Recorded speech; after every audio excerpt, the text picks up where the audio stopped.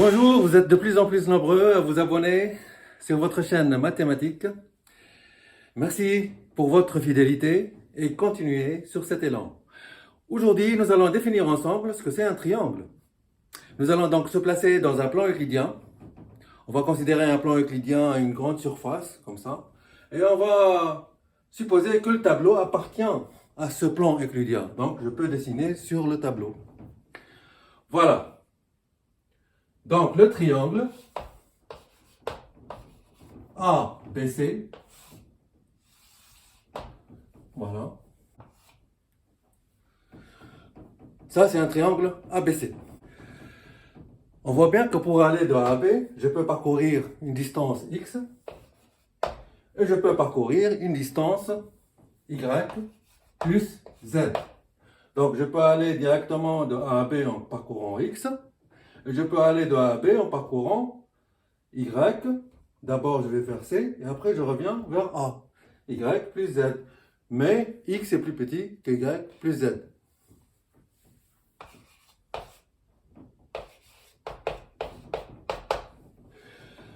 Je peux aussi parcourir la distance Y pour aller de B à C, mais je peux aussi parcourir la distance X plus Z.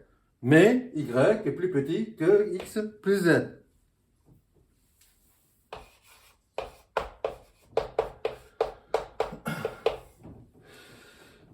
Je peux aller de A à C en parcourant la distance Z, mais je peux aussi aller à C en parcourant X et puis Y. Donc, X plus Y. Mais Z est plus petit que X plus Y.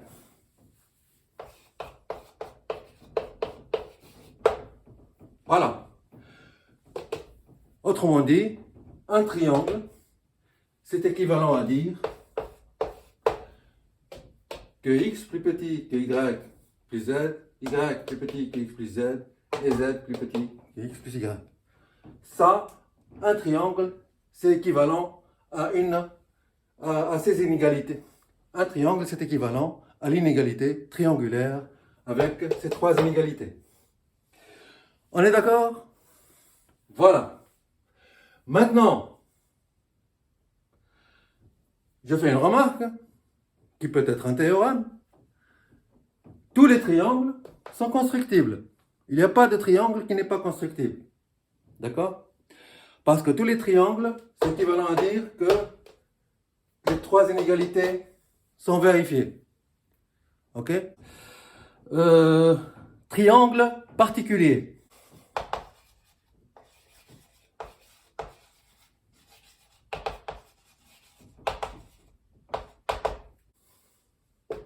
Tout d'abord, je vais noter donc un triangle, considérer un triangle par les triplés x, y, z qui sont les distances qui séparent les sommets. On est d'accord? Voilà. Premièrement, premier cas, c'est le triangle nul, où le x et le y et le z sont nuls. Donc, x, y, z est égal 0, 0, 0.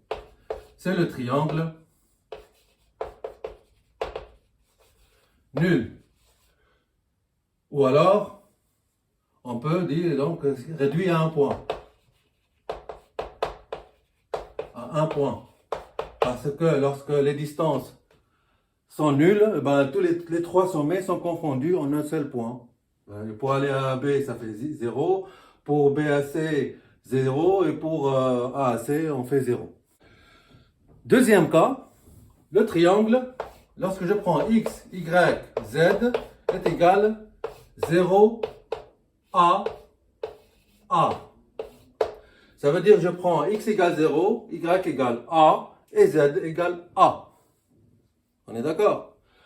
Ce triangle, on peut le dessiner. Donc ici, le triangle, ici, c'est un point. Hein. Et le triangle là, on voit ici le x égale 0, le y est égal A et le z est égal A.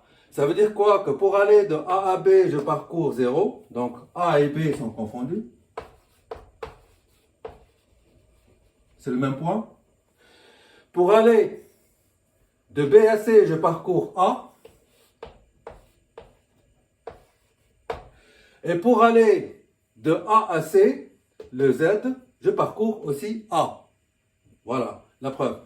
Et ce triangle, c'est le triangle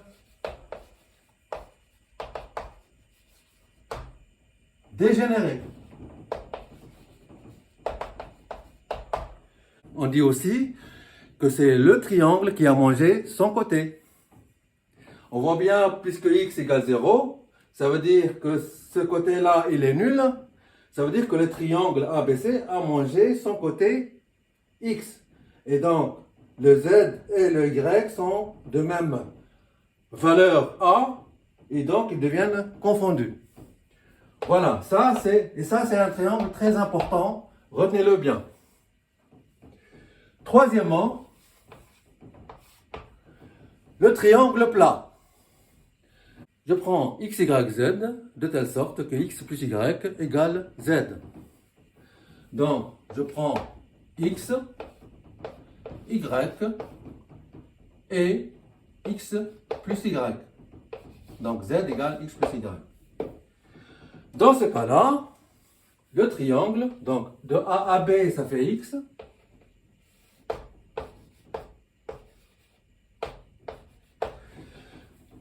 De B à C, ça fait y.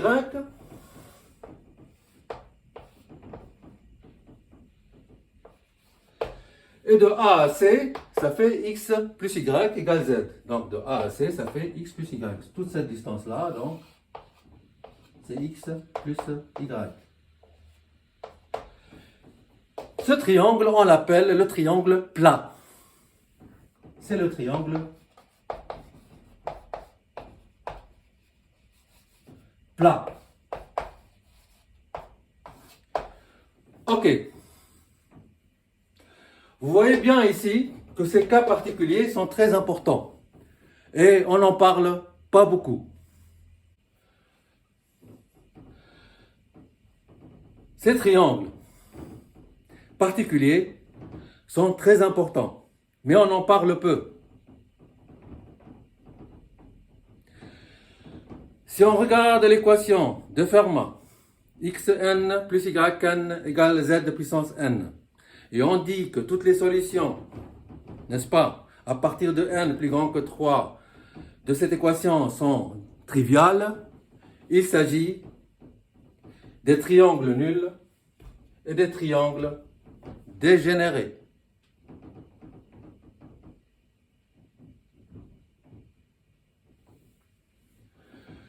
Et le cas numéro 1 de Fermat, c'est-à-dire x plus y égale z, c'est le triangle plat.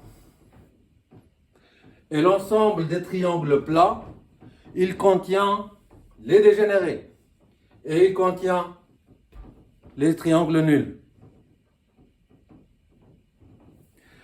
Je passe aux autres triangles particuliers. Quatrième triangle, je dois effacer.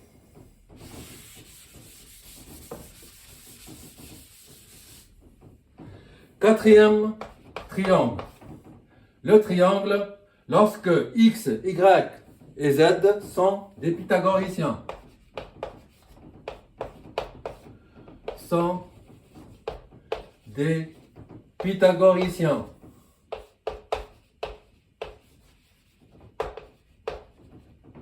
Voilà. Le terme pythagoricien, vous le prenez au sens où ça forme un triangle rectangle. D'accord? Voilà. Ça veut dire, comme c'est des pythagoriciens, ils vont vérifier x carré plus y carré est égal z carré. C'est le triangle de Pythagore. Rectangle.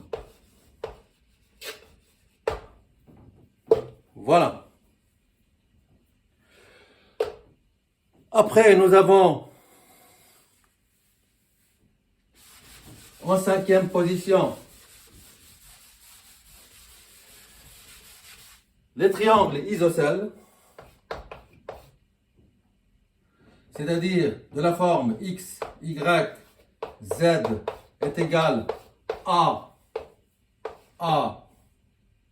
x égale y, donc A, et puis n'importe quel Z. C'est le triangle isocèle. Et sixièmement, triangle X, Y, Z est égal à A, A. C'est le triangle équilatéral, c'est-à-dire la distance de A à B, X est égale, la distance de B à C est égale à la distance de C à A. Donc c'est le triangle équilatéral. Équilatéral.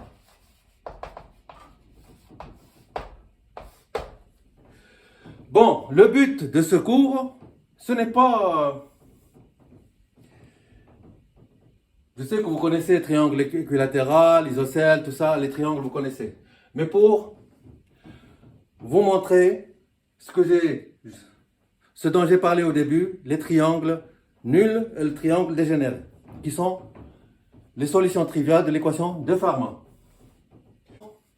Autre remarque pour le triangle. Alors, pour le triangle,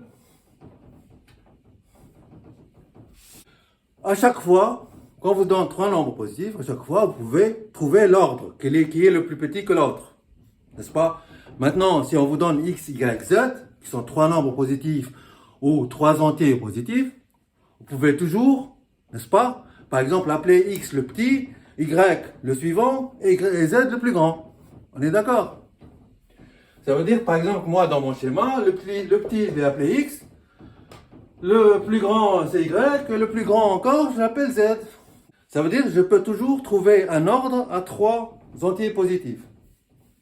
Parce que l'ensemble des entiers est ordonné, et l'ensemble des réels, il est ordonné aussi.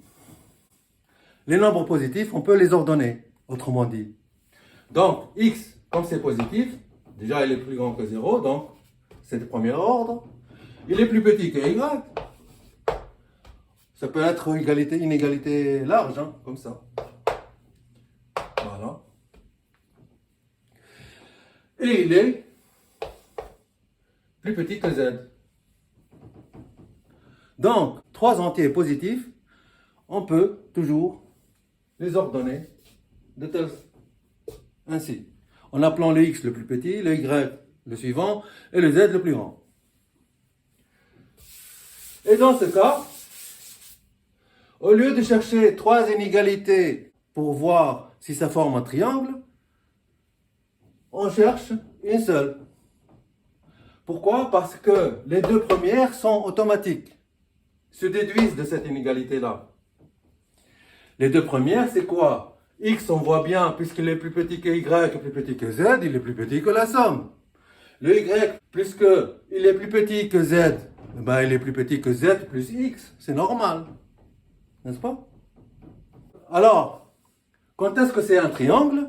C'est seulement lorsque Z, donc X, Y, Z est un triangle.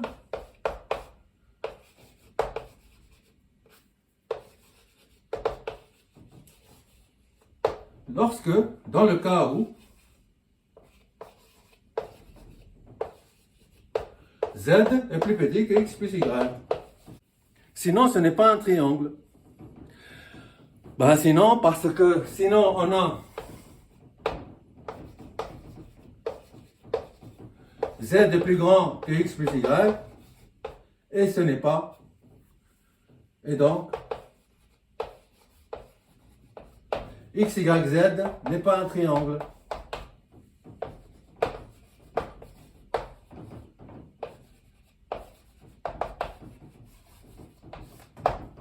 Ok? Voilà.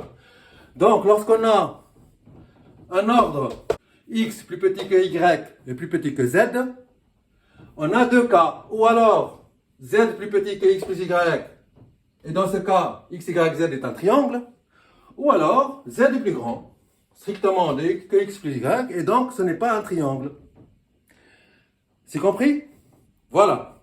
Maintenant que vous connaissez tout ça, tout ce que j'ai dit dès le début, que les dégénérés et les triangles nuls sont les solutions triviales de Fermat. de la grande équation de Fermat xn plus yn égale zn, n'est-ce pas? Pour n, bon, supérieur à 0. Hein.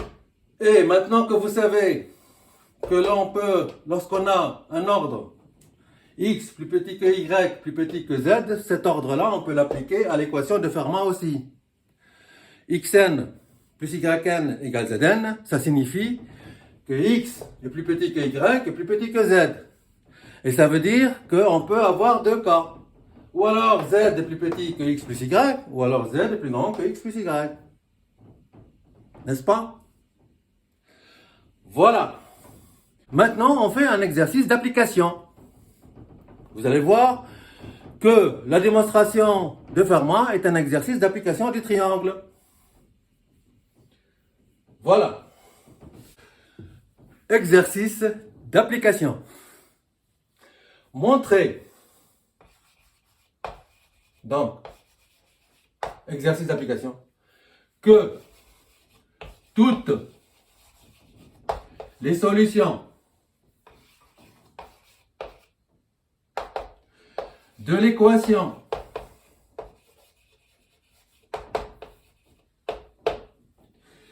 x puissance n plus y puissance n est égal zn, où x, y, z sont des entiers, c'est-à-dire des entiers naturels, c'est-à-dire appartenant à n, n'est-ce pas? Donc tous les x, y, z sont des entiers naturels appartenant à n. Et n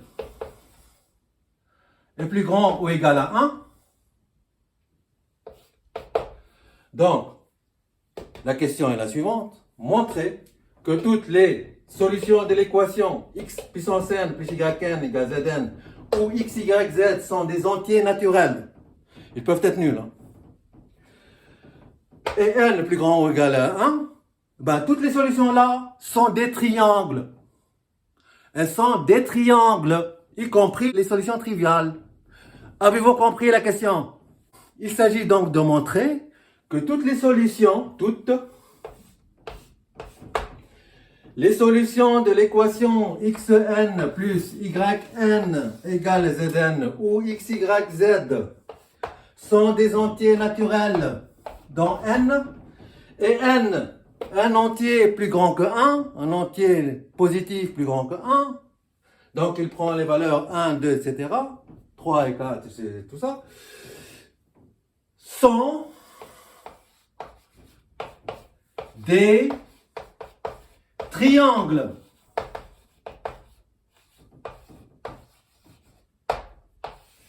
Et là, je rappelle que 0, 0, 0 est un triangle, 0, x, x est un triangle, n'est-ce pas?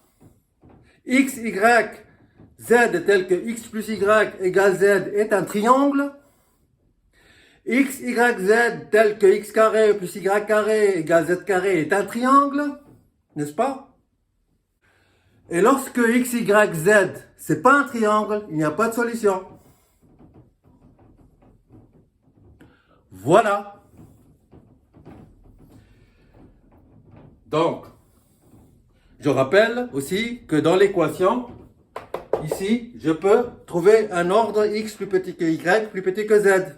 Et donc, dans le cas où z plus grand que x plus y, il n'y a pas de triangle. Et sinon, toutes les solutions sont des triangles. Vous comprenez? Voilà, fin de la vidéo. Aujourd'hui, j'ai fait le lien entre triangle, un cours sur le triangle et Fermat. J'espère que c'est compris. N'hésitez pas à vous abonner.